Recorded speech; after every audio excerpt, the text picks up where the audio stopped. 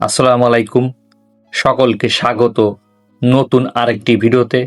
আজকের এই ভিডিওতে আপনারা জানতে পারবেন তামাকজাত পণ্যের নিষেধাজ্ঞা সম্পর্কে প্রধানমন্ত্রীর ঘোষণা, দেশ জুড়ে তামাক নিয়ন্ত্রণে বড় পদক্ষেপ, শিক্ষা প্রতিষ্ঠান, হাসপাতাল, ক্লিনিক, খেলাধুলার স্থান ও শিশু পার্কের 100 মিটারের মধ্যে তামাকজাত পণ্য বিক্রি সম্পূর্ণ নিষেধ করার ঘোষণা দিয়েছেন প্রধানমন্ত্রী তারেক রহমান। নতুন এই সিদ্ধান্তের ফলে স্কুল কলেজের শিক্ষার্থী, শিশু ও সাধারণ মানুষ তামাকের ক্ষতিকর প্রভাব থেকে আরও বেশি সুরক্ষা পাবে বলে মনে করছেন বিশেষজ্ঞরা। সরকার বলেছে, তরুণ প্রজন্মকে ধূমপান, তামাক আসক্তি থেকে দূরে রাখতে এই উদ্যোগ সম্পূর্ণ গুরুত্বপূর্ণ ভূমিকা পালন করবে।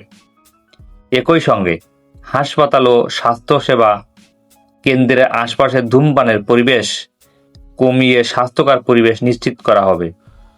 এখন থেকে কোনো দোকান যদি নির্ধারিত এলাকার মধ্যে তামাকজাত পণ্য বিক্রি করে, তাহলে তাদের বিরুদ্ধে আইনানুগ ব্যবস্থা নেওয়া হতে পারে।